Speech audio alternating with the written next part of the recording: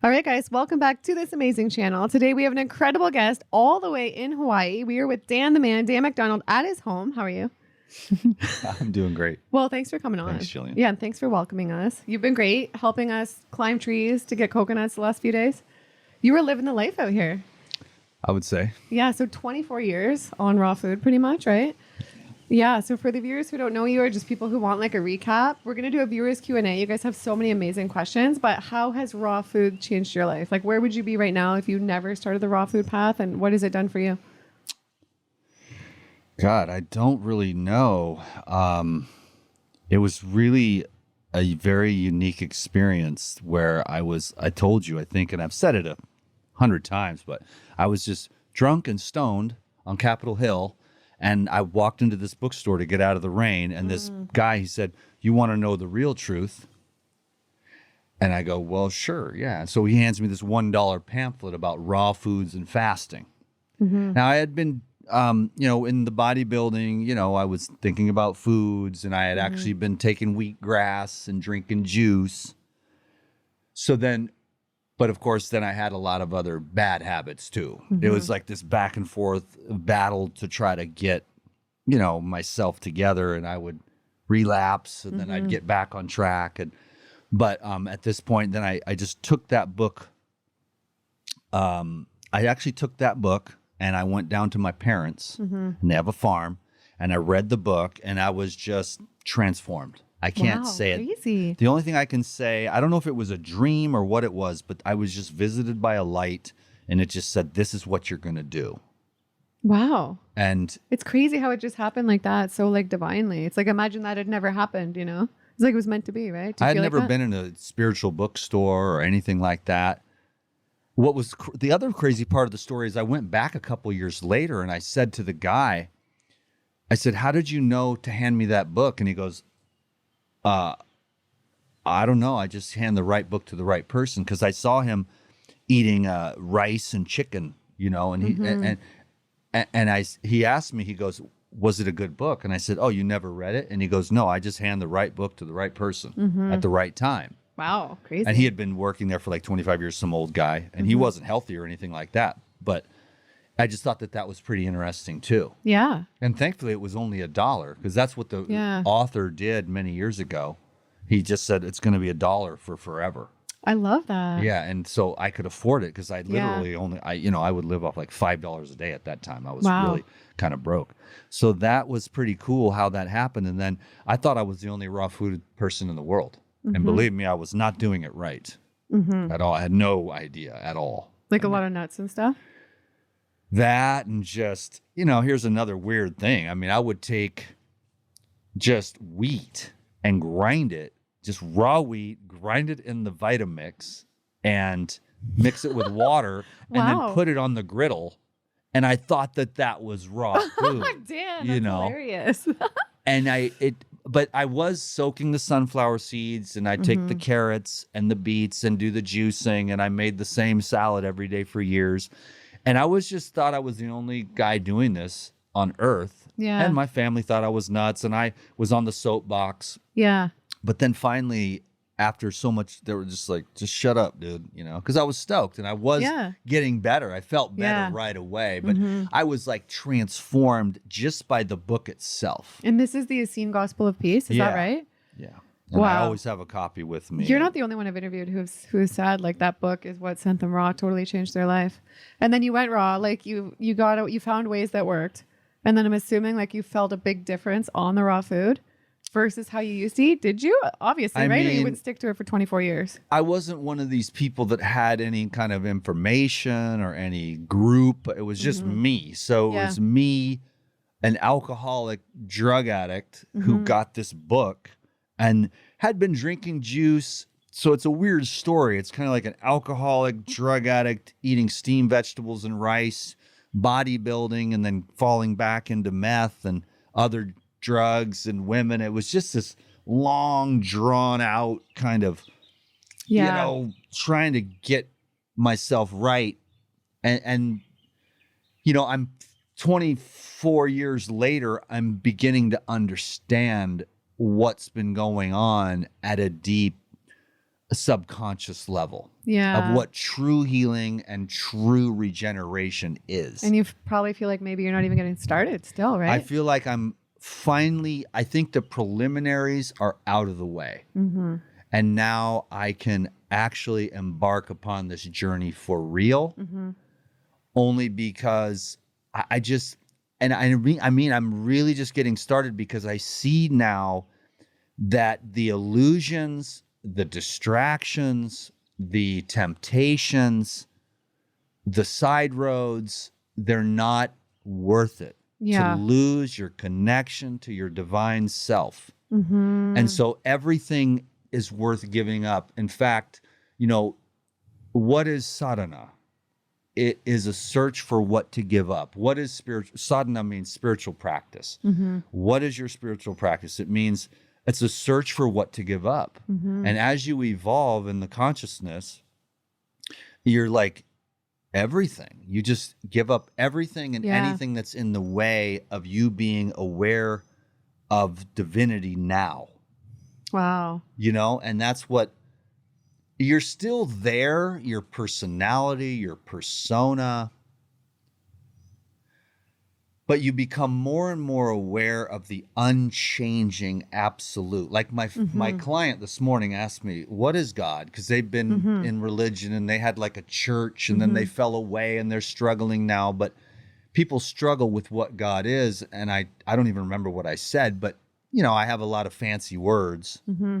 But it's beyond the dude in the sky who's pissed off because you have all the sense pleasures. Yeah. You know what I'm saying? And how do you feel like you connect to God? It's so beyond the mind that I become aware of that. Then I don't really try to conceptualize it into one thing and then cram it down everyone's throat, because the world is arguing about the semantics. But once you've tasted true faith, you no longer argue about theology. You just try to devote your heart. Yeah. So what if somebody's watching, they're going through a hard time and they're having a hard time having faith of like this difficult situation changing, or having faith that like faith in God or faith that things are going to get better? What would you say to them?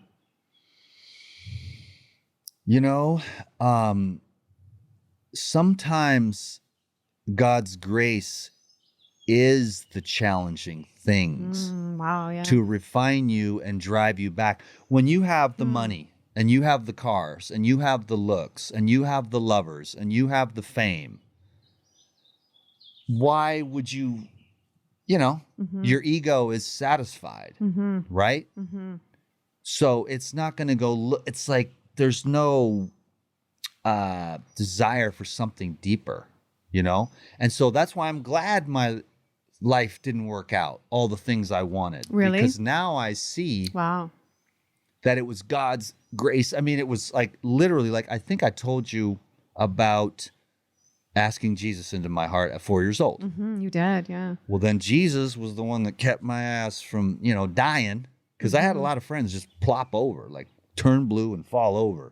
Other things, violence and things like that. Somehow I'm still here after all those years. And I mean, I would do 2 or 3 times as much drugs as my friends and they'd pass out or OD. Crazy. Thank God you're and still I'm sitting here. here going, oh, I'm screwed. I'm going to die. And I never Really? did. Wow. So all that crap made me really tough. Like, Yeah. I can handle a lot of intensity. But So like a the hard time. challenges Yeah. that, keep you asking the hard questions. Because that pain, like it comes from being human, number one. Like the collective pain of humanity is in there. It's in all of us. And then there's your generational curses and pain of empty mom, empty dad, drug addicted mom, drug addicted dad, sadness, and all the violence and dysfunction. Just then you're, you're born out of a 6-pack of beer and a joint and a pizza. And then, that's how you were made, it wasn't planned out, kind of a conscious decision. So then there's just that pain. and then you want to succeed in life, and you want to be, why can't I be happy? Why do I keep sabotaging? Yeah. If you keep asking the questions and you keep seeking for truth, you'll have to look at those ugly parts of yourself. You'll have to look at the ugly parts of humanity.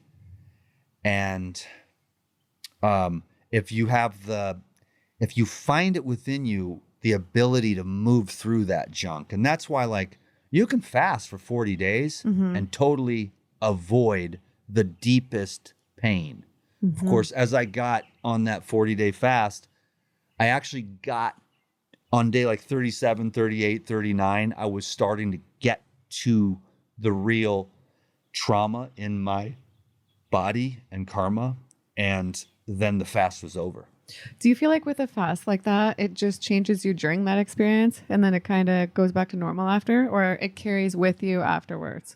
You don't forget, but you can get, if you don't clean everything up and integrate, then a lot of the things come back in a way. Yeah. Like you can get when you take away the food and you clean out all the junk, you feel really good for a while, but then I kind of went back to some bad habits, you know, and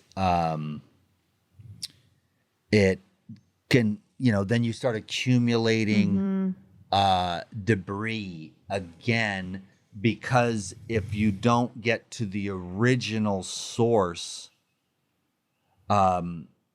then you'll just go to those habits again that you use to avoid, to numb, to distract.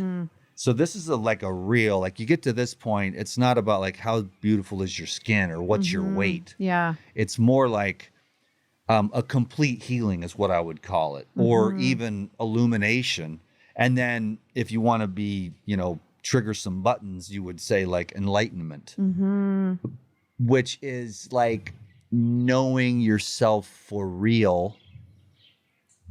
But there's also different layers too, because you can be a spiritual master and be like 50 pounds overweight, and you know, and you just sit there and you're chubby and you just smile sweetly at everyone.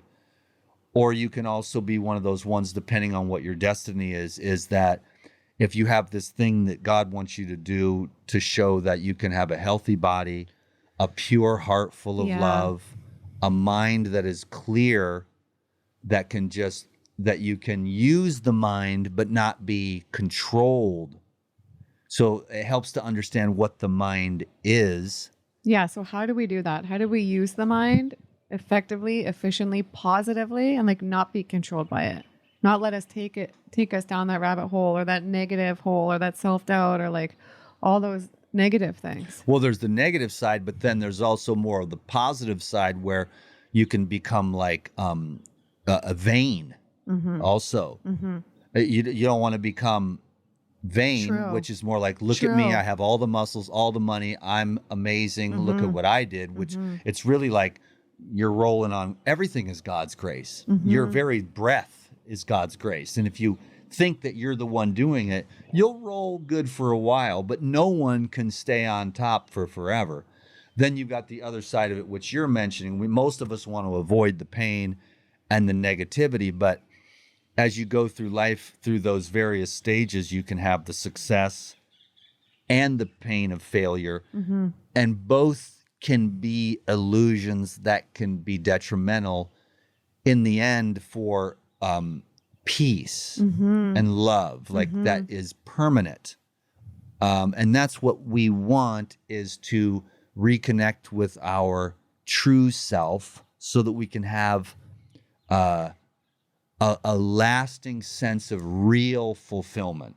Yeah. Because, you know, I had the success, never was that great. I didn't have like Hollywood celebrities calling me or anything, but you know, in the heyday of the YouTube and stuff, back then 250,000 subscribers was a lot. Even now, that's a fame. lot. Yeah. Nowadays, it's so saturated. Everybody's a guru. Yeah. Everyone's a master. It was cool. I had my heyday. I made some money. I had some success. I've had success with women or whatever, you know, and several different areas. But If you are a sensitive person and conscious and aware, then, it's not quite full. Now, I guess that could also be just my perspective from the childhood and stuff. Other people might be, I don't know what this guy's talking about or whatever. But there's just in my life now, I can say that through the path of devotion, spiritual practice, sadhana, that there's this sense of a much more fulfillment, and it comes from within. As I've gone through the dark year of the soul, it's supposed to be dark night of the soul, but God loves me extra special, so He gave me the big, He gave me the big stack. Yeah, because the bigger the stack, the more you have to develop, the stronger you get, the more compassionate you become. True. For not only others, which is a beautiful thing, but also yourself. I mean, at some point in the dark night of the dark year of the soul, dark night of the soul, you have to find a way to love yourself and all that brokenness, all the things that you've been avoiding, and it's like, that's the best thing about the life that I've lived, which has not been like super easy, is that I have learned to forgive and accept others. I think that's so important.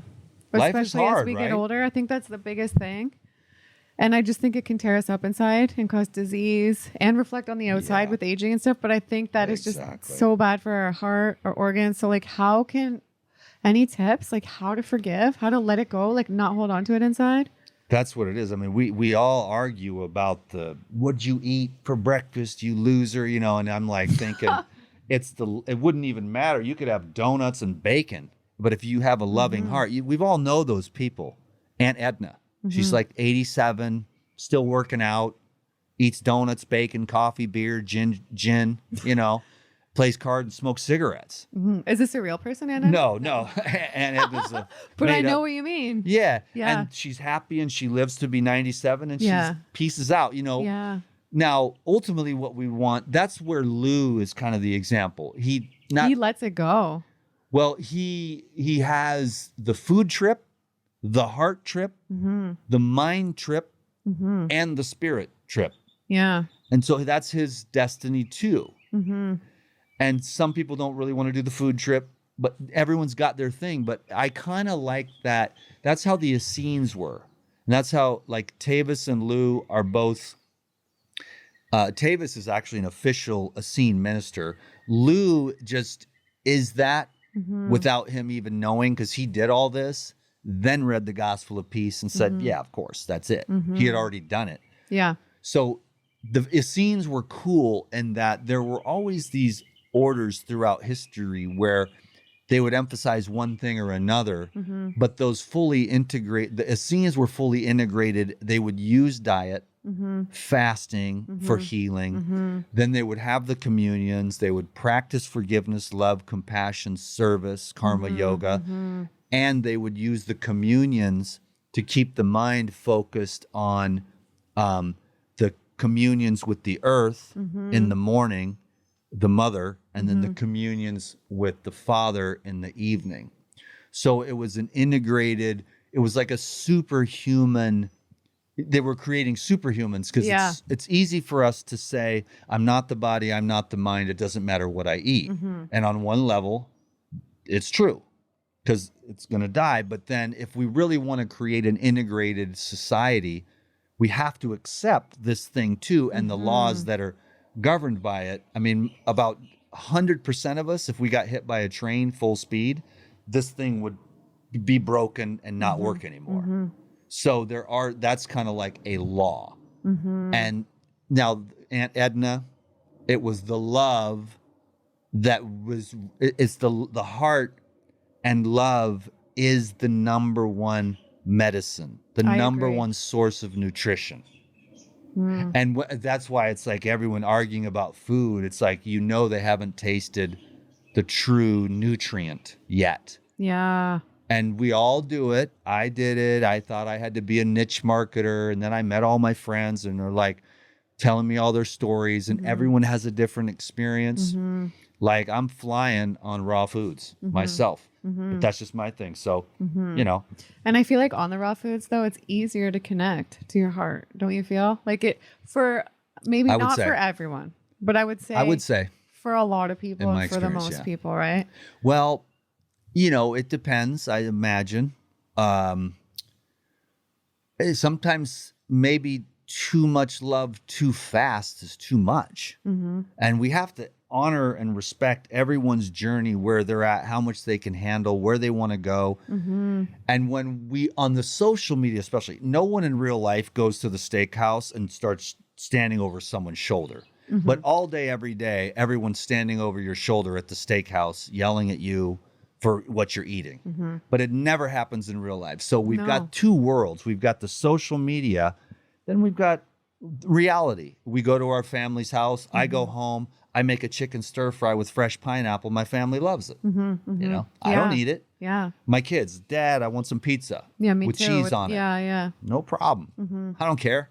It's not me. I try to, you know, just set a good example. I mean, that's the thing. I mean, be the field, you know? And so I had a call this morning with a client, and it's just like, the partnerships, the relationships. It's like you have to just make the juice and take the enzymes, even if your partner doesn't. And then you have to say, hey, you know, I'm not going to fast food tonight, even though they're like, you just judging me for eating my burgers. It's like, no, go eat your burgers. It's okay, honey. I'm just going to stay home and have a salad. You have to be strong. You have to do what you believe, or you will kill yourself. So true. Yeah. And do you ever disconnect from all that, from like the social media disconnect? Do you think it's important to, like, more than anybody? I'm terrible. Yeah. I mean, I disappear for 2-3 months at a time. My viewers know that, because I got to love this guy, and social media is hard for me. I'm a highly sensitive person. Me too. Yeah. And you know, and you're at the beginning, so there's more excitement there and stuff like that kind of keeps you going. Yeah.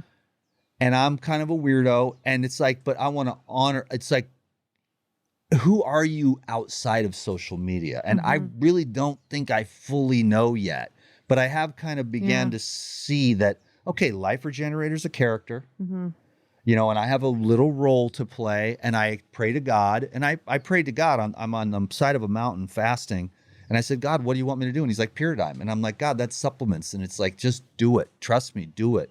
You know, and I'm like, okay, you know, because I know how people feel and stuff like that.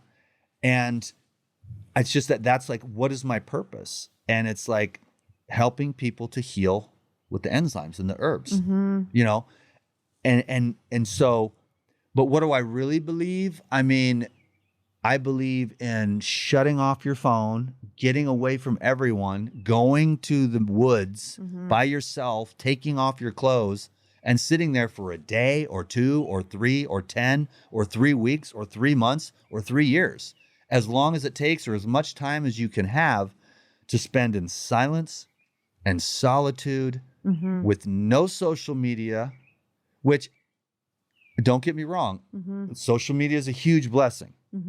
I get to pay this exorbitant rent here with my little pool. I have a box. This is the whole thing right here. That's it. There's no kitchen. There's nothing. Yeah. I sleep on the floor right there. Yeah. And I have that But that's all you need, you know? I don't need anything else, because this is a yogi box. I got some weights. I got a rebounder, and I got a pool. Well, if you had like 20 million, how would you be living a lot differently? If I had 20 million, I would go and I would buy a 4-wheel drive van and go live in the woods. Yeah. Really? Wow. But then I would drive out once or twice a week to get a massage. I mean, the only thing I need money for right now, nothing would change, but I would get a massage every single day. That's by the best masseuse over here. Yeah. Yeah. She's awesome. And I had another one last night from Illumina, and she did great. Well, that's an interesting answer though. That's how you know you're doing the right thing, you know? I don't really, and I want to just find, like, the greatest thing I have right now is meditation. It's my favorite thing. So when AJ was coming, that was a few weeks ago. I've just been kind of waiting for AJ to come. And so I kind of kept a little weight on. And then I didn't even know, because like I said, I haven't done interviews. Yeah. Because the last few were, and then when we talked, that's when because we had done interviews before. Yeah. But when we talked, I was like, this girl's cool. Yeah. This girl Yeah. is the vibe. Yeah. The other stuff is cool, but it's like, I know you're tapped into God. Yeah. And I know your people love you. And we talked for like an hour, like, this chick's the vibe. I'm just going to. Yeah. Because normally I like to just sit here, meditate, fast. So like if you're, okay, when you meditate, say you're in life, you're facing a couple paths, you can't decide which one to take. You can't decide which one to do. Because that must happen sometimes, right? Like sometimes that happens to me. So how do you connect and figure out the right path? Is it meditating? Does that do that for you? Or like how do you find out which is the right path in a situation where you have a couple of options you're thinking of and you don't know which one to choose? You know, what's crazy is that if you really want peace at the highest levels, you just have to live every second by second. You just have to show up with love and be aware. And whatever's happening right there, you put your whole heart and soul into it. And then you just let God guide every day. Some people feel safe. I want a purpose. I want a mission. I want a sheet that's going to tell me where I'm going to go. God will not give me that. Too. I have to wake up. I want a PDF. I want God to tell me what to do at what time. But I don't get that. Yeah, no, I know. I have to wake up and have a general plan, but it never goes to plan. And the less I plan, the better. It's just I'm not a life coach. That's true. You know, I don't know what to say. Like, I know less now than when I started about everything. And right now I'm just that's why I'm, you know, because everyone in the levels of the 400s of the consciousness of more linear, they have like their little spreadsheets and they have their little Xerox copies and they have their business plan and everything's written down and they've got their goal sheet. True. And I'm just so like planned, right? Yeah. All that's been just so you feel like life eviscerated. works better when we don't plan as much. I wish I could. It just won't let me. It will not let me have a plan. So that's why I, you know, when I'm being honest, I'm just waking up every day and being led and directed. And there's this ego fear that is, you know, wants to know so that it can be safe. But I keep accepting, like, I have to accept, like, you know, it's like you want to know where's the money coming from, bro? But it just keeps coming, you know? True. Enough and more than enough. And it's an abundance. And yet you still keep on with the fasting and the meditating and the other practices that don't pay you. You know, they're just a practice. I imagine I could be a meditation coach or something. But those are even more valuable, maybe, right? And when you went out to the forest, like you went out to the woods naked, right? For like 10 days. Yeah. So how did that change your life? Or like, what did you gain from that? That changed my life. That's where I have not stopped thinking about the forest since then. I was so at peace, so connected to God.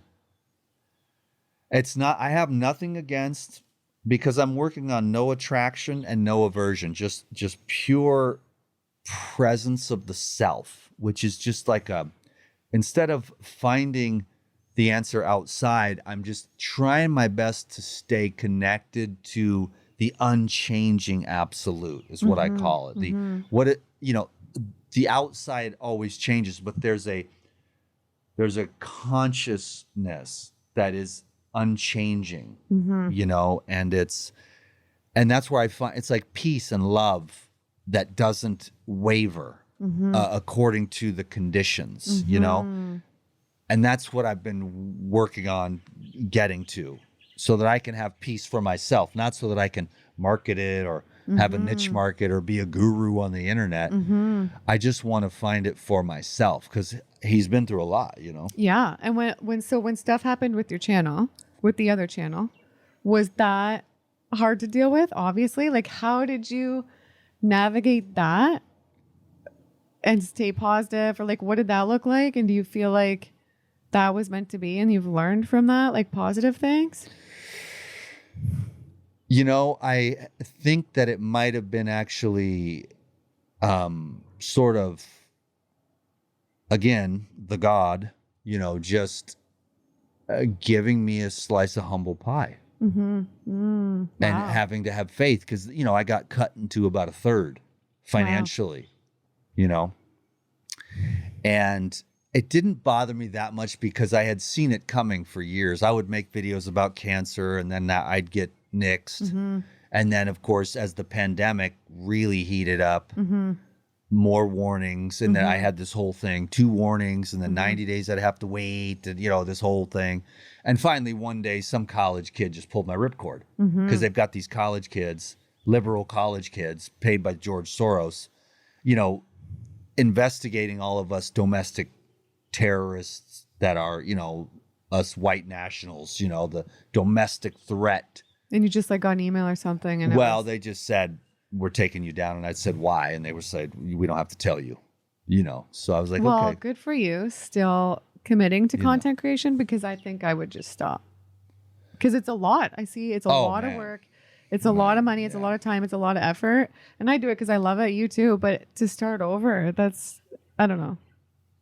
It took me a minute, but I really wasn't bummed. They had taken it one time before years ago, and I was cool with it. So it was just a matter of time, because I'm aware of all the, all the underground conspiracy nuts that were taken down years ago. And I was just walking the razor's edge. So I was okay with that. Yeah. I am truly blessed. I mean, I have, just like all of us, I have unlimited and infinite potential.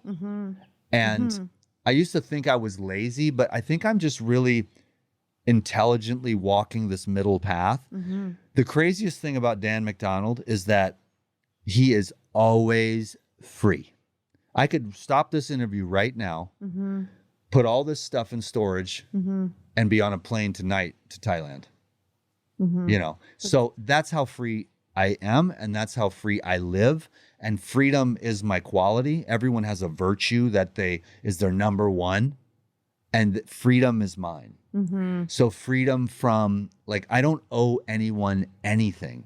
I always pay cash. I own everything I own. And like I said, I could leave here tonight. That's something that matters to me, that I talk to people and in about 3 years with the divorce, then the house, then if I could sell all my stuff, then I could, then I got to get my grandma settled. And then I've got 4 dogs, and then all their stuff, not that having dogs or cats and things like that, but I'm just saying, for me, it's I live in a way that nobody owns me.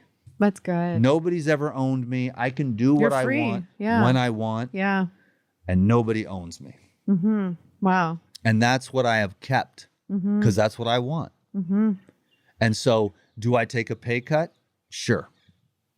But because when you sign the big contracts for $1 million, or when you have the big deal to deal with, you're locked in. True. And I want to go bug out if I want to, or if I want to fly to Thailand, or if I want to go to the hot springs for a month, or if I want to go to the woods.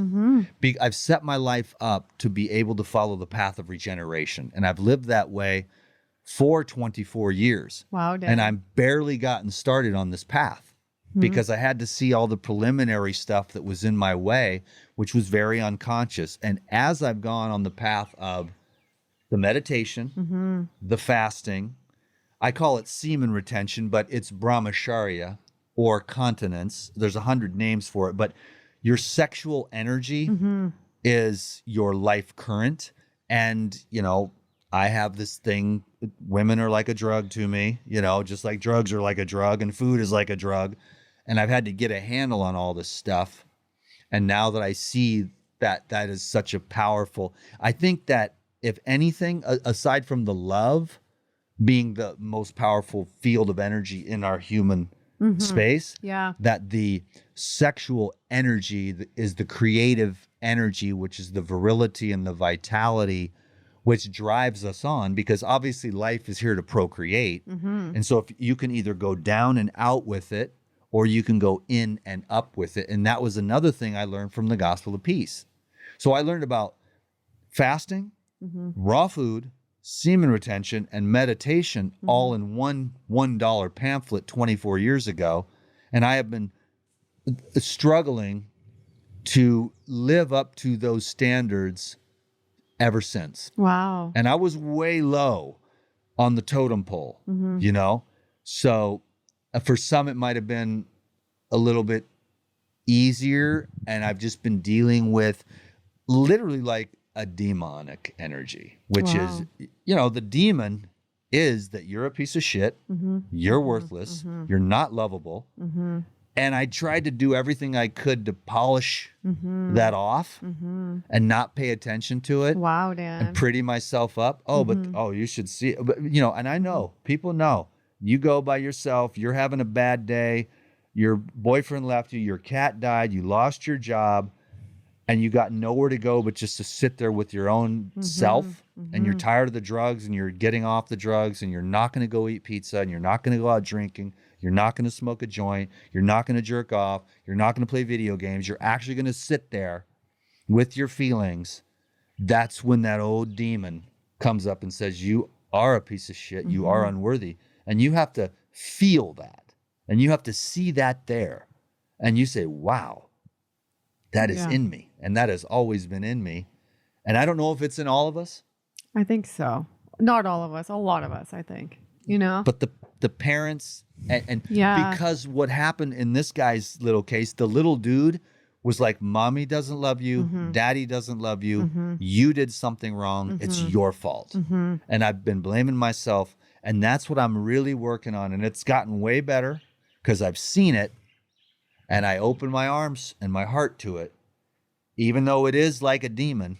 I get it. It's crazy though, because when we're a kid or like a teenager, you don't think when we're this age in our 40s or 50s, like we carry that still, you know, but we do, or we can, you know, because we push it down so much.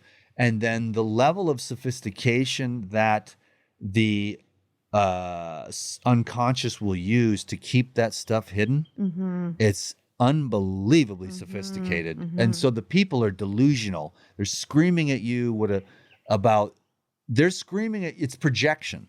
Yeah. They're screaming at you about what you're doing when they're doing the exact same thing. And they can't see it. Yeah. You have to be one of these kinds of people that's like, I want to do this for myself. I want to be free. So that's another tenet of the freedom, is freedom from hating myself, freedom from those demons, even freedom from the positive parts of the ego, because that too can keep you trapped. If you're beautiful, if you have the perfect skin, if you have the perfect body, if you have all the money, if you have the cars. Attached to that, right? Yeah. And then you lose that, and then you feel like you lose yourself. You know what I mean? You identify with that too, but in the back of your mind, you're like, if I lost the cars, if I lost the beauty, lost the so hair. how do we free ourselves from fear so that love that is the true power, that it gives us eternal life? You know, love doesn't die, you know, and if we have that, then we, you know, everything goes much better. We attract, and then we are also, our cup is overflowing. And then when something goes, we can let it go instead of clinging to a toxic relationship, clinging to all these bad habits. Have you done that before? Clung to a toxic relationship? I didn't have super severe issues with that, but I would just stay because I didn't want to feel the abandonment. And so I've actually been with I couldn't complain about one single woman. I've been with quite a few, but I would say that I look back and I love them all. That's nice. That's good. Because no one did anything wrong. I forgive easily. And most of the time I kind of blame myself, but it's two people and their dysfunction is attracted. And then if you find somebody and they're conscious and you're conscious, then you can work it out. Yeah.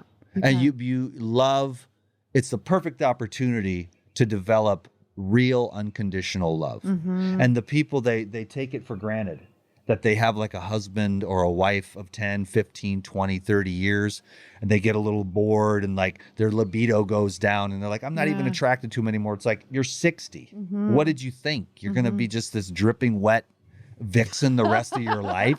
Dripping wet vixen. And the dude, he's like, well, he doesn't there's get a lot of divorces now, and a lot of, do you think we're meant to be with one person? You know, that's a broad subject, of course, but you know, there's a lot to the relationship thing, you know, twin flames, soulmates, karmics, you know, I mean, but you know, if you can find someone that's worthy of your love so that you can learn how to love, there's the highest level of love is putting the other before yourself. Yeah. Which the counselors and the psychiatrists will say you can't do that. But if you're truly a spiritual being with an overflowing cup, you can do that. Most of the psychiatrists are in the 2, 3, 4th dimension of limited linear. But as you enter into the 5th dimension of love, you can, you know, because we think that, oh, he doesn't give me 10 orgasms anymore, I don't think I love him. It's like, come on, we just are so kind of low vibe. We're not aware of our own inner, you know, reservoir. And I'm only just a beginner, but I'm beginning to see it a little more. And it's really meditation. It's a daily meditation practice for 6 years now, and dibbly dabbling. But when I did the 40-day fast, God was like, you're going to meditate now. And I got a meditation book. I took it seriously. Now I really look forward to it. It's a practice. Like yoga's a practice. Your raw foods is a practice. Your relationship is a practice. And so the I lost my train of thought. With We dropped something. But people were asking too if you're single, or like, do you want a partner? Do you feel like fulfilled when you have a partner? Do you eventually want to have a partner? And if you don't want to share too, I can cut it. No, I'm like, no, that's I will fine. cut whatever my guest doesn't want to talk about. Honestly, I'm more concerned with other people. I really want to help other people. Like, I'm single now, and my advice would be, don't be a dick. You know, like but the thing That's is, good advice. Well, I was just asleep. And if you have your wife, or if you have your husband, or if you have your girlfriend, or whatever it is, don't be sleepwalking. Like, you mean taking them for granted, kind of? Yes. Wow. Because you might one day wake up with a shattered heart when that person walks out and you realize that you've been sleepwalking. That's powerful, Dan. Yeah. Well, I was sleepwalking. And I'm sorry. I have to give you a hug. Oh, I get it.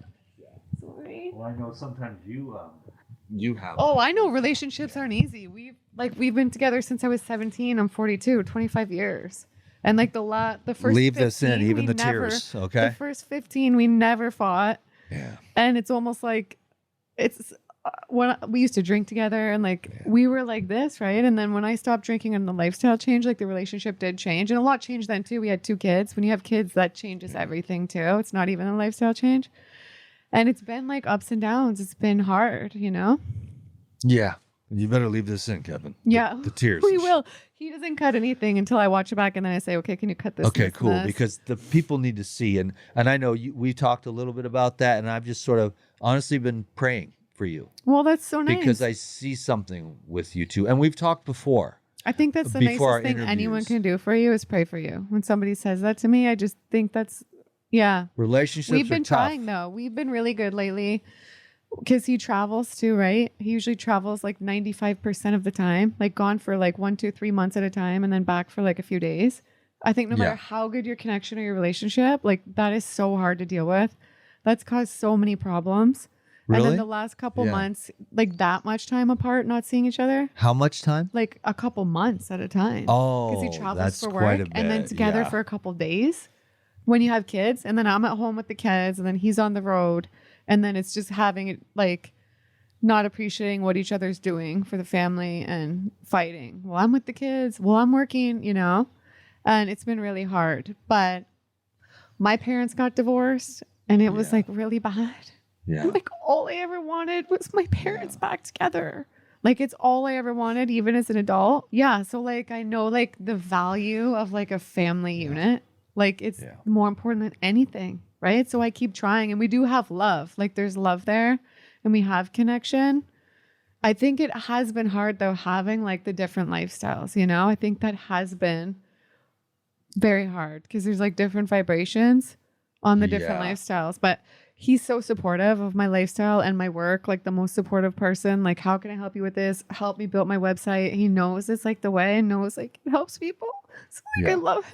Like I want to make it work. I keep trying. It's just, it's been like a Stop trying. It's been a lot of fighting. Like, and I'm just like, stop trying. I don't know. Yeah. Just love him.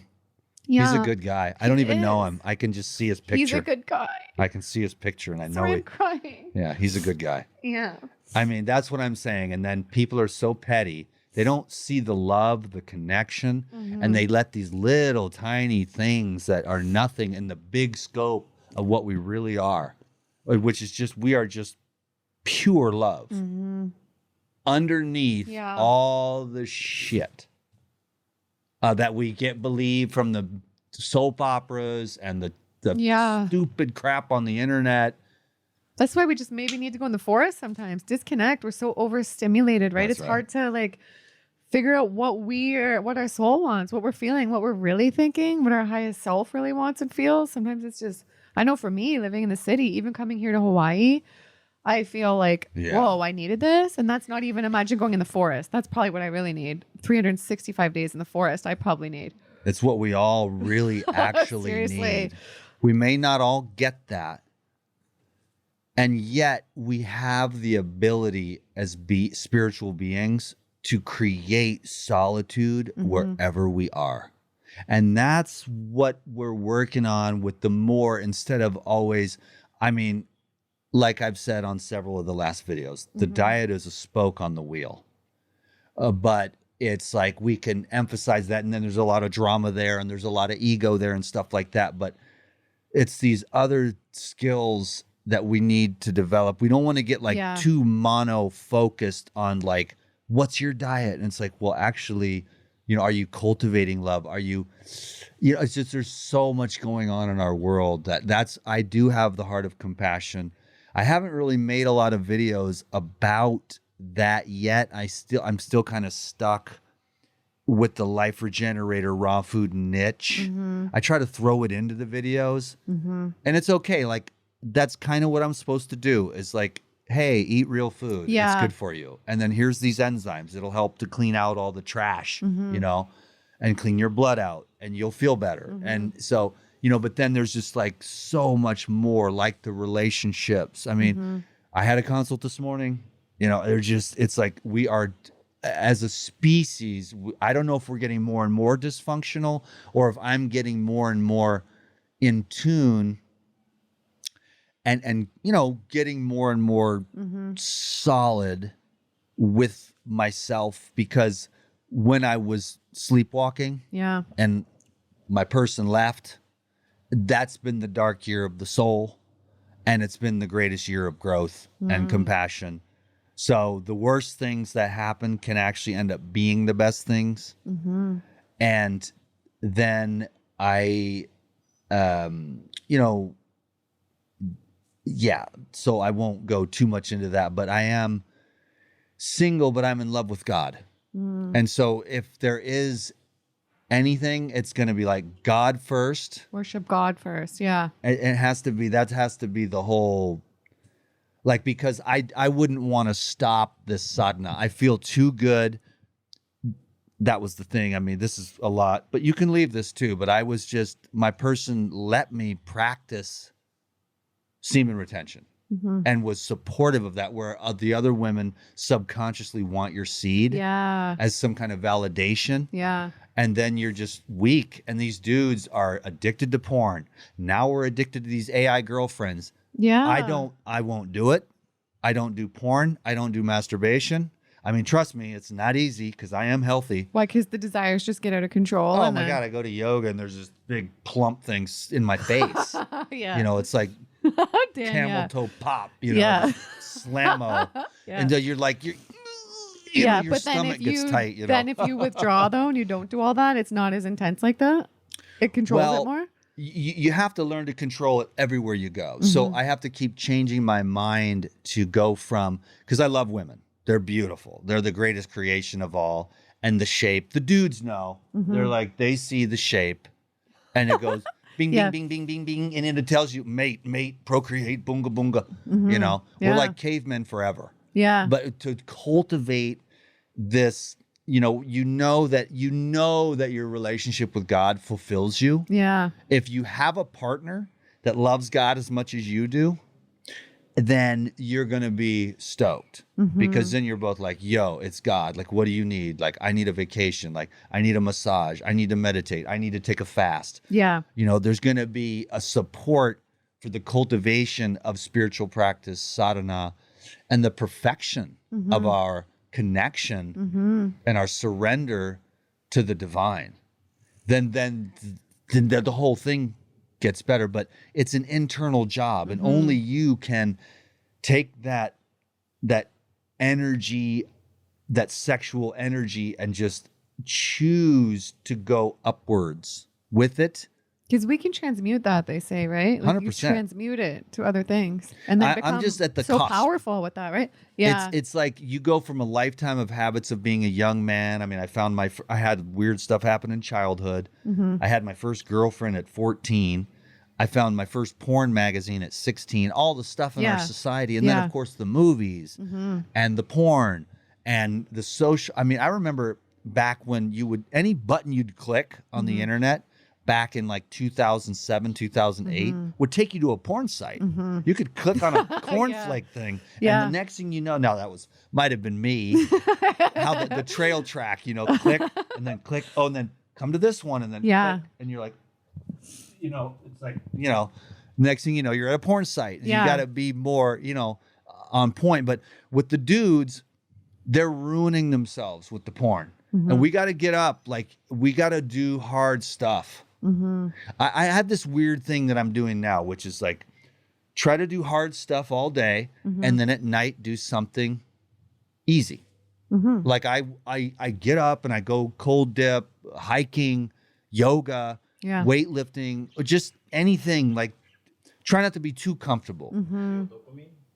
Real dopamine, which is serotonin, which is like, a serotonin is from, investing your time and delaying gratification.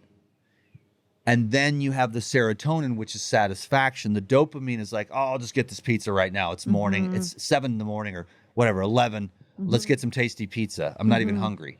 Let's have a candy bar. Let's have some sex. Let's jerk off. Let's watch some porn. Yeah. The more of that crap you put off, just like, don't do anything. Just go do the hard stuff or whatever your goal is, and I'm just beginning on this path too. But at the same time, you don't want to be just like David Goggins and like abuse yourself, So it's like a nice balance between trying to just get up and have a general plan for what you want to get done, do the hard stuff, do hard things, uncomfortable things, cold dip, hiking, You do that? long yoga Yeah, classes. yeah. I do the cold dip like every day, in the river. And then I try to hit the one at the yoga. So I do the hot yoga. That's like a hard workout. When you do the 90-minute class or whatever, it's just hot, but you feel good. You get that serotonin. So you're putting off the short term for the long term. And then you have more pleasantness throughout your day than the short term little quick fixes, which then ruin you. And I've had all of it. So I'm nobody's judge. I just want to take the crap I've been through and try to help people. And I'm not trying to be a saint either. I mean, this is a job, and I'm not trying to save the world. I'm just trying to get this dude as good as I can get it. Yeah. Well, then you help people by doing that, right? That's That the best is thing the we can number do for one way. ourselves. Yeah. Yeah. And What you are doing that. you You are become. successful. Even on this, a lot of people, oh, Dan's the reason I got healthy. Dan saved my life. Dan did this. Dan did that, I truly believe in health. Yeah. I love it. Yeah. Well, the first question, is he always barefoot? I think you are. Every time I've seen you the last 3 days, even when we climbed down that huge hike on the hardest rock surfaces and dirt and through climbing the coconut trees, barefoot the whole time. Except unless you see me at Costco, Oh, okay. because they make me wear shoes for that. Yeah. Other than that, yeah. How do the leather straps look today? Your feet, did it take a while to get used to? I've kind of been doing that for a while. Yeah. So, but yeah, like in Arizona or so, the environment's so much more harsh that I found myself wearing shoes more, and you have to find certain places to go to be barefoot. But everyone should take their shoes off and find some grass. It's so electric for us, right? When we have the rubber, we're not getting the conductivity. When we take the rubber off and stand on the earth, it literally sends electromagnetic energy up our legs into our spine, and it literally keeps our red blood cells from clumping. Wow.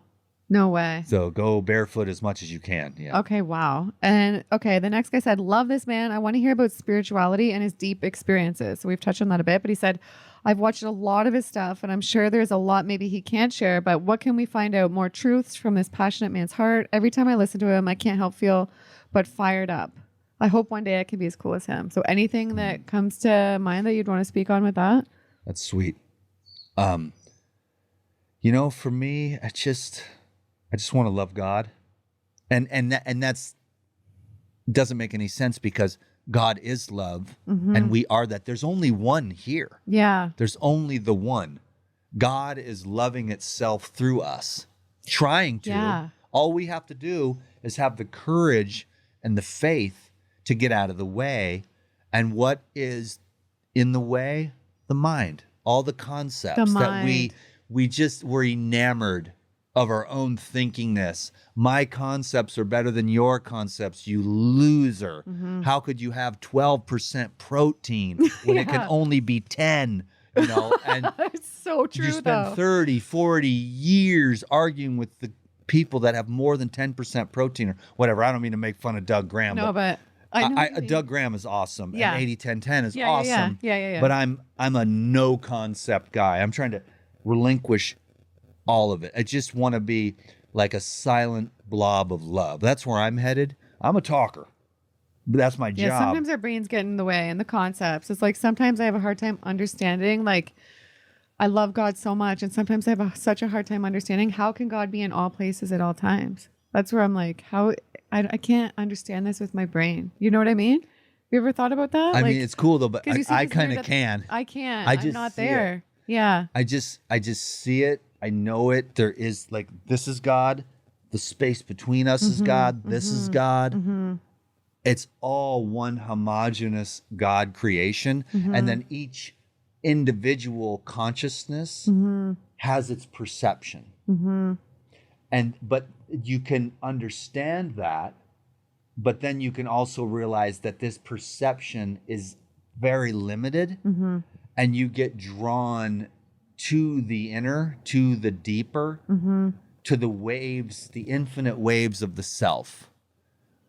And so instead of looking for God outwards, which obviously it is, the experience that we will have is immanent. Of course, it's transcendent, but that's usually we like, God is the big mean guy up in the sky. But actually, God is the very core of your being. And so, and it's just looking for you through it. Everyone's seeking their source. And so that's why I try not to be a dick and say the guy with the 27 cars, that's his way. Yeah. The porn addict, that's how he's trying to find God. He doesn't know any other better way. All the dopamine addiction is just everybody trying to find a little bit of pleasantness. It is. And God and the source is the ultimate pleasantness. And so I will never be able to judge anyone because we were just looking for 1 second of peace. And that's how it is with the weed or the alcohol or the other drugs and all of it. You get a moment where the craving is gone and you have peace for just a little while. Like the pothead craves their weed. And then finally it's 4:20 and they're home from work. And it's been one of those grumpy ass, crumpy ass days. And he gets his 4:20 and for an hour or two, he gets peace. Then of course, then all the crap that he's avoiding, the pothead, because the weed is the suppression of the heart, is still there. We're trying to really detox and feel and accept everything and not take it personally. Like, we are so programmed to avoid pain and chase pleasure, but the master sits in the middle and sees through the illusion of both. Wow, that's well said. And allows the vacillation of pleasure and pain without being moved by it. And that's why the meditation or contemplation or discrimination, whatever you want to call it, just meditation is kind of inward. Contemplation is sort of and then the contemplation eventually leads you back to the center. Yeah. The meditation is you just sit and you go to the center and you develop that talent. The contemplation is something you can do throughout your day. Yeah. Oh, it's this or is it that? And then you say, is it her fault or is it my fault? And you're like, oh, it's both of us. And then what can you do on your end? Yeah. To not be a part, not to add to the problem. You know, we can make a lot of peace. Like, it's, I have a zero drama life. It's kind of weird how the other people are like, there's so much drama. It's just because I just don't want it. Yeah. So I don't attract it and I don't put up with it. If someone's like going drama, I'm like, peace. They're like, what are you doing? Don't you want to get involved in my drama? Yeah. I'm like, about 2 headaches worth. No, 0% chance. I love that. Yeah. You know, and they walk away and they're crying and bitching and you just don't, there's zero tolerance for that. That's good. Don't feed into it, right? Don't give it energy, right? Enough. Yeah, that makes sense. Okay. And somebody said, Dan, what's your advice for folks who keep getting clean and raw and then going back to the standard American diet? How can I break the cycle? That's kind of what the whole gist of the video is that because it's like 2 steps forward, 1 step back, you know, the DTM, 2 steps forward, 1 step back. You know, I'll write a book one day and you'll all be in shock and awe. But no, I've had a few relapses and stuff like that, you know, and I get it. And it's because of that demon that we talked about in the very beginning. If everything is going the way you want and your ego is getting what it wants, but that doesn't mean that you've dealt. You know how you can get it how you want it for a while. My money's up. My relationship is good. I got my new car, my new job. My social media is going great. I got a lot of likes on that last video. Things are going your way. Yeah. Well, what if, you know, the universe has another plan to shock and awe you into a new direction, Dark Night of the Soul style? Then you, or, you know, we have a mutual friend. His mom died. He went, you know, off the rails. You go through a divorce. Your partner leaves you. You go through the dark night of the soul. You're eating all kinds of crap. Yeah. To deal with the sadness of it all, because it's instant. You know, instant dopamine. Like food is like a stimulant. Food is like a sedative, and food is also like, you know, being those two things. It's a modulator. You know, so and that's why the internet is, you know, one thing. And in real life, there's a lot more real compassion. But on the internet, we're all keyboard warriors. How dare you have cheese with your grandma on her birthday? You loser. You're not vegan enough. Whatever. You know, and we've talked about that. That's the reason why I like your vibe. And I feel so comfortable talking with you. Good. Yeah. Because I'm not like that. From this crew, I get none of that. Whereas I've been with the factions and they're like, you're going to eat that coconut meat? I'm at the Woodstock Fruit Festival. I get it. And I'm like, of course I'm going to eat the meat, you dummy. This fat's the best part. And they're like, that's not low fat, raw vegan. And I'm like, I don't care. Hand me a bottle of olive oil. And I will show you how to drink. You know, I like fat. Me too. And I would remember they would, you know, that was the low fat 80-10-10 thing at the fruit festival. And I'm like, there's all this coconut meat. And I'm like, all these people, more sugar. And I'm like, yo, y'all motherfuckers need to eat some fat. Yeah. Okay, you can edit that part out. Or leave it in. You know, but I'm just like, because that was Tavis and Lou, and they were like, yo, you need some fat. You need some protein. And I noticed these longer term raw vegans, like they're really thriving, looking good. They're not afraid of fats. You know, that's what I've really noticed in all the people we've traveled around to interview too. Gotta be balanced. Yeah, gotta be balanced. Okay. That's what you learn in the end, the extremism. But there is a time and a place for that. If you want to, you know, eat oranges for 6 months Hell yeah, Yeah. like Dr. Morse did.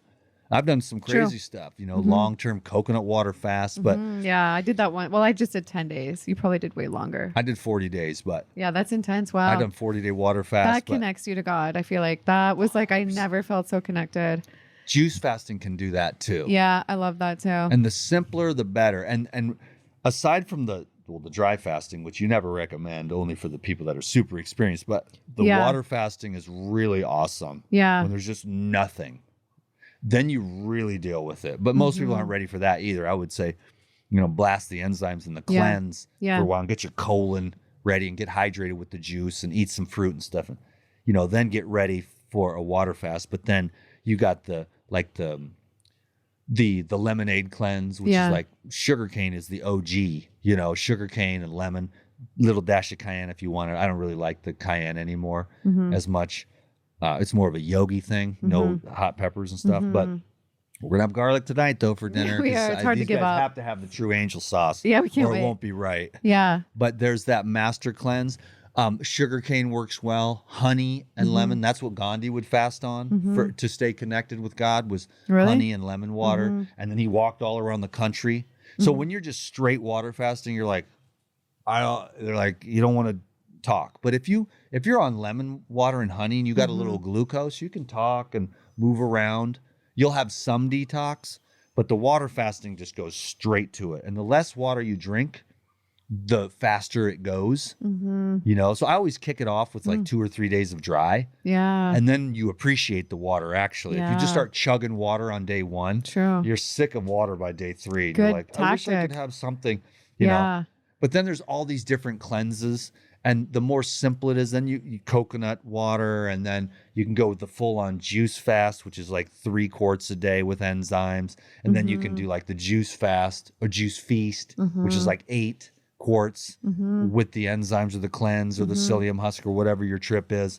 And then you go to the fruit diet, and then you just go on down the line. Yeah. And I would say, you know, the thing is that the people get the carnivores and all the people that are getting the results, it's the removal of the swag. Yeah. It's the removal of the Bill Gates corporate shrink your testicles, dry up your skin, genetically modified, make you stupid food. And you know, your kids, here's some sugar and some colorants.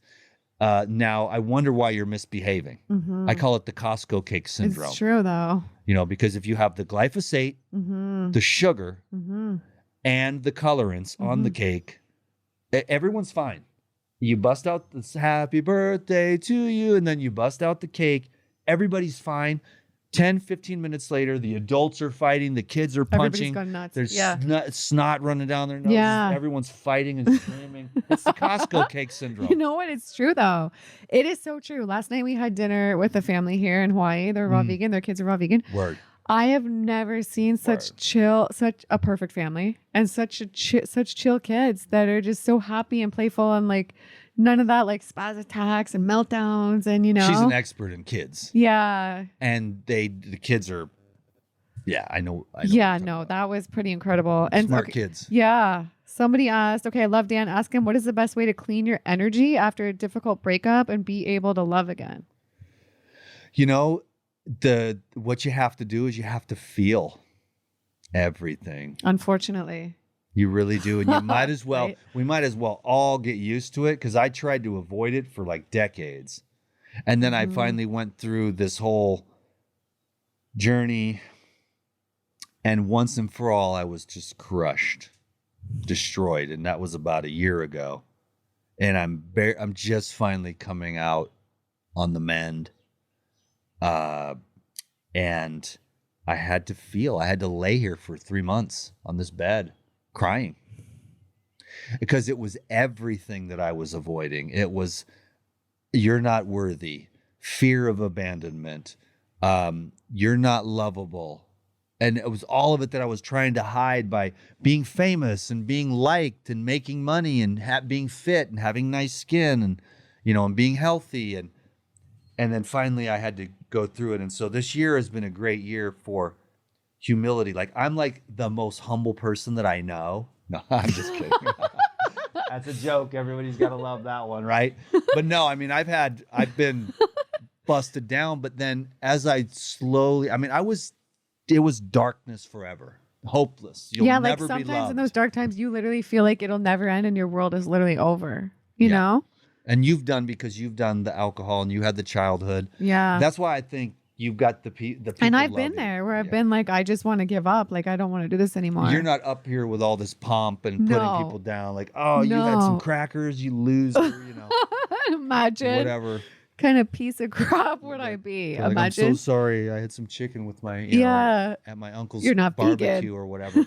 Yeah. And people are always apologizing to me. And I'm like, dude, man, you're a nurse. You work 15 hours a day. You don't owe me an apology. You're eating the meat because it's a stimulant.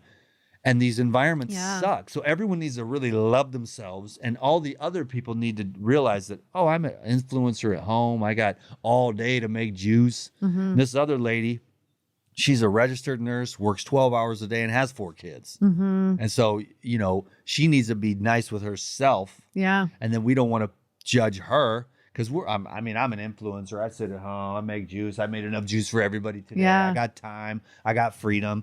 And I had to learn all that, you know, plus it's a priority. Plus I can do it with my eyes closed. Yeah. And plus I can go all day without food. I can go weeks without food and keep going and still. Yeah. So I have developed a lot of, you know, inner strength, but I've also developed a lot of compassion through the dark night of the soul for everyone, because the divorces, the job losses, the awakenings, the dark nights of the soul. For me, like doing all this talking is cool because it's fun, but it's just love. That's all I want to do. This is not just talking, kissing people's ass. Like, I know. All I care about is love. Yeah. And I got a juicer and I've been doing this and I really feel well. Seriously, thank God you took this path though. Because I can't imagine if you stuck to the drugs and everything. Imagine how different you look, feel, your soul, your insides, your thoughts. Yeah. Like, you know, I can't even imagine right now. I'd probably be dead because I was so hardcore. Yeah. So and I was extreme drug, but then I went extreme raw. But now I'm more chill. And I'm kind of like that. I'm kind of all or nothing. And I've had to learn how to stay in the middle. And I think that's true for all of us. How can we find ourselves in the center, in the balance? Yes, maybe we went off the rails and we need to take 10 or 21 days and do a water fast to come back to the center, you know? And maybe we can't be all raw or all vegan, but it doesn't mean that, you know, we should judge or criticize anyone. Yeah, no. Like I'm so lucky with my finances and my skills as a chef.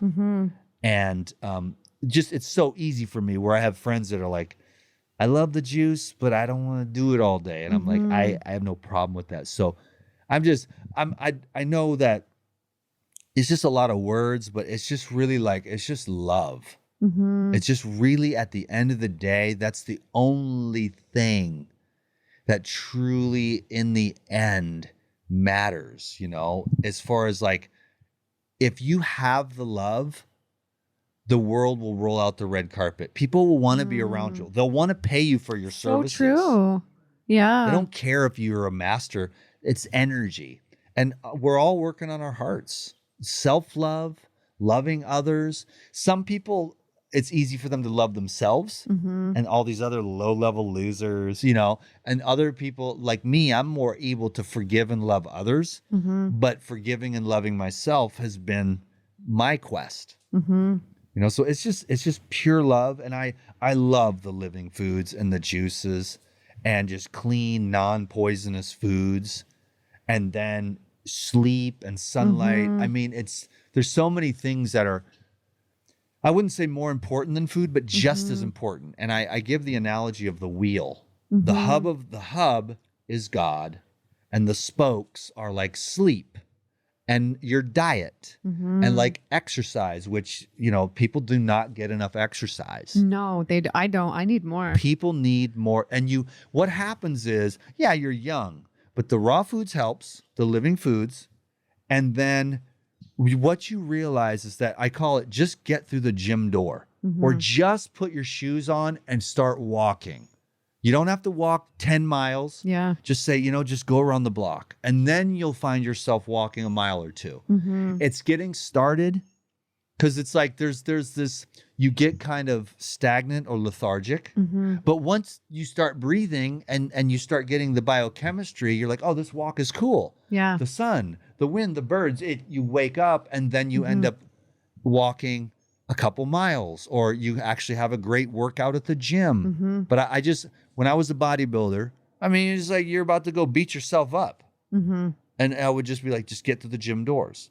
And about 90% of the time you'd have a good workout. And about 10% of the time you were overtrained and you really did need more rest. You'd walk in the gym and you just couldn't do it. You were exhausted. Yeah. And you needed a couple more days of feeding and resting. And then you just go home and accept that. And that's the analogy for life, is that, you know, about 90% of the time, if you just put your shoes on and get out the door, it's going to be an okay day.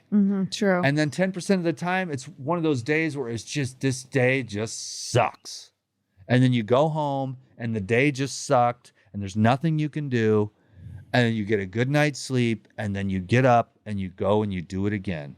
But what happens is that we get one crappy day and we get on the scrolling, or we smoke some weed, or get drunk, or we eat something that we don't really want to. And then we go down. And then we're like, I'm a loser. And then we wake up and we don't put our shoes on and go out the door. And then we just say, you know what? Screw it. Yeah, it's I'll like have a domino effect. You put some like tequila in your coffee and the day's already over. Yeah, it's over. And then you wake up the next day and it's now, yesterday you had tequila and coffee at 11. Yeah. Now it's 9 Yeah. and you're having, so if you have a bad day, just get a good night's sleep and program yourself at night. This is the key to the DTM, is I brainwash myself at night as I go to sleep with spiritual stuff. Yeah. And I brainwash myself in the morning from like 4 to 5. Then I meditate. So I'm just constantly brainwashing myself at those windows right before bed and right when you wake up. Those are your windows to program yourself with what you want to be. If you want to do better with the raw food, you know, go watch some raw food videos. Yeah. And program yourself while you're still in that theta delta state, you know? And then as you're going to sleep, or if it's you're trying to do get better with relationship stuff, find some soothing, cooling relationship guru that has a little music in the background. It's like a meditation for your relationship. I love myself. I'm doing everything I can to work things out with my partner. We live in a smooth relationship, whatever. It affects us big time, all that. When we do I call it reverse brainwashing. And I have to ask, because people are asking too, what your current diet is. They want to know what you're eating. And then we have one more question from our last guest, because they asked the question for you. And then you'll pick a question for the next guest. So my diet is like juice during the day and hella enzymes. Yeah. And then I have like vegetables at night and fat. Yeah. That's, cool. I mean, it's basically like juice, salad. Yeah. That's like 2 or 3 juices and some kind of vegetable salad. Nice. Or, you know, vegetable dip or some kind of cabbage. I had last night, I had mixed greens with olive oil, avocado, and lime juice. Sounds good. And I've been salt-free for a few weeks. We're going to break that today. Yeah, you notice differences without salt? You feel better? I just tend to eat more. I get like, maybe that's why I start thinking like, what am I going to eat with my salt tonight? Okay, yeah. That's how it gets. Right? Yeah. And so it's just, but it's okay because, you know, Lou and Tavis and everyone I respect and love. Well, there's other people. It's just those of us that are more sensitive. Yeah. Us addict types. It's like it's always got to be some kind of white powder, right? You know? Well, that's our little salt. It's like salt. Yeah. Okay. And our last guest had a question. Okay, let me see. If your health was not holding you back, how would you earn your money? Is that right? Does that sound right? If your health was not holding you back, how would you earn your money? Me or them? They're asking you because the last guest, they don't know who the next guest is, and they asked the question for you. I didn't pick this. They did. Does that make sense? Not Does that really. make sense to you guys? It does. So if you didn't for people Oh, okay. because it's not really his, like, What's the question then? Your like dark night of the soul and your addiction. If you didn't have that addiction, what would you be doing? Right? Is that what that means?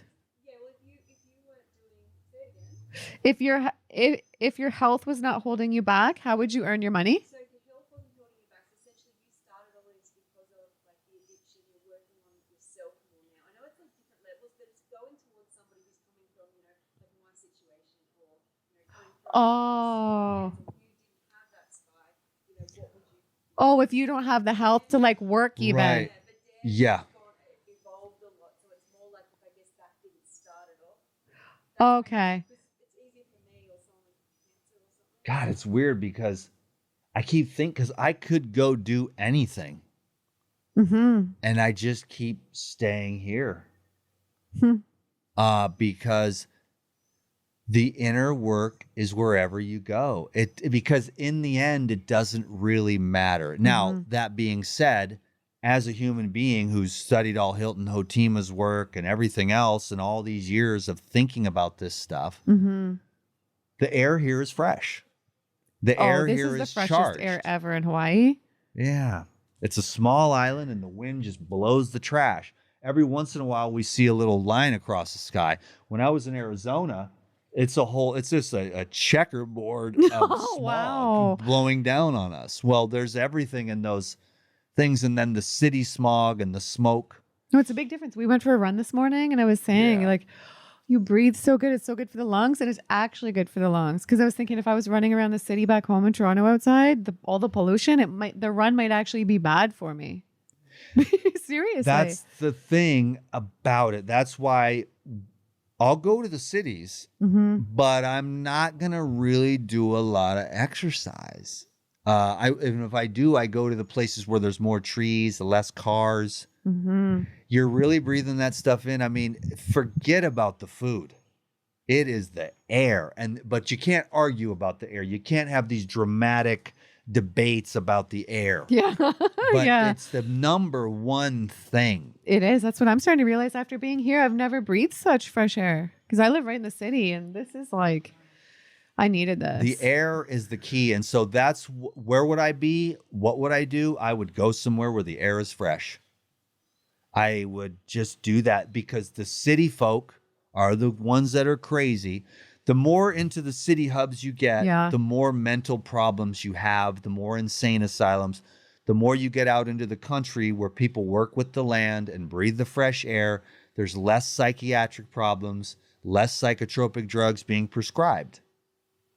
So it's wow, that hit something with me. I think you're right. The key. It is. I get out every day and go harvest air. And then what I do with the food is I just try to use like, how can I stimulate this meat sack with these liquids, the sugar? I like the glucose. I understand the people with the ketones and stuff. I save the ketones for fasting.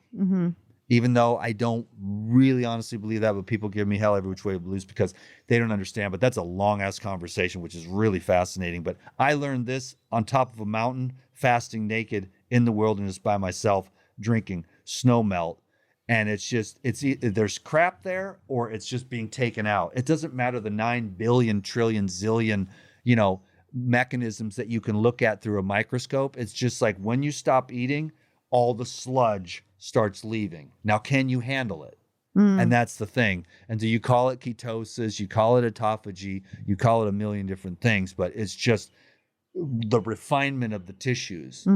Anyways, that's a whole other conversation. I've got some stuff coming on that too, but I don't know where else I would be.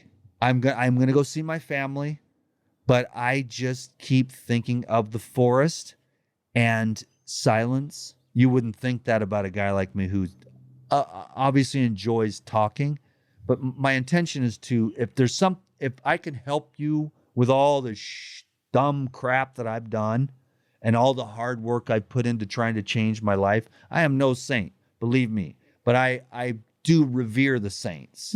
And I will one day in this life or the next be saintly. And that's my intention and my purpose is to purify this thing as much as I can, but on the levels where it really actually matters, because this body is going to fester and die. one day. But I'm talking about the heart. I'm talking about the mind, and I'm talking about the spirit. You know. Wow, Dan. Well, this has been amazing. I feel like appreciate it.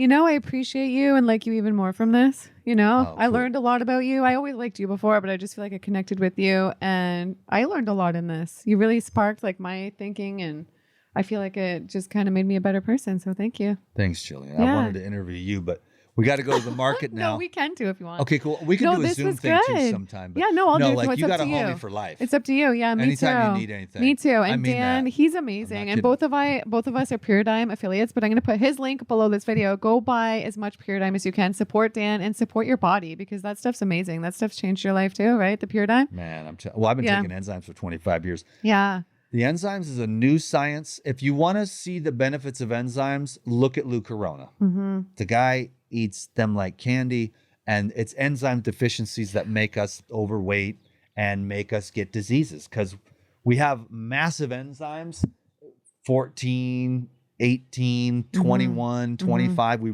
repair. As we get older, the systems get clogged up. We don't produce the liver doesn't produce as many enzymes. There's not as much enzymes in the mouth, the stomach, the small intestine, the gallbladder doesn't work as well. And we just start to get sluggish. Yeah. And if you want to be like Lou Corona, And look at him, 73. The energy like I've never seen, looks amazing. So yeah, I'll put that down below. And where can everybody find you? I'll put Dan's links all down below as well. Go follow him on Instagram. You do Instagram and YouTube, right? Yeah. Yeah. So I'll put those both down And below. I want to thank everyone for, it's a lot of words and stuff, but I just hopefully it's just love. That's all I really care about in the end. Yeah. Honestly. I Yeah. mean, I just wish my job was being silent. Just if I could somehow, and I might be able to figure out a way to do it, to just emanate love into the camera Yeah. while the waterfall is behind me. I And love I don't it. have to say anything because Yeah. words can be confusing. Mhm. They don't express what you really, truly feel, True. but they are decent little pointers. Mhm. Like if people are inspired to breathe fresh air after this, Yeah. my job is done Mhm. because it is the air. It's the air, more of it. Oxygen deficiency is the disease. Love is the number one nutrition, and oxygen is the number one nutrient for health, healing, detox. This is what I've really realized today and this week. Yeah. I didn't really truly I get know. that before. Think of our brothers and sisters that don't. They're in New York. They're like, I'm trying to go raw, but I feel like crap. It's Even I noticed a big difference in Toronto with, the oxygen, the food quality versus coming here. It's I realized like I'm not as healthy as I thought, back there. But yeah, I can make the changes. But anyway, this has been amazing. So thank you. Thank you for welcoming us into your home and for your time. I appreciate it. Yeah, it's been my pleasure. And we're going to go try one of Dan's amazing dressings. So I can't wait. I hope you guys enjoyed this. Be sure to subscribe and we'll see you in the next one. Bye.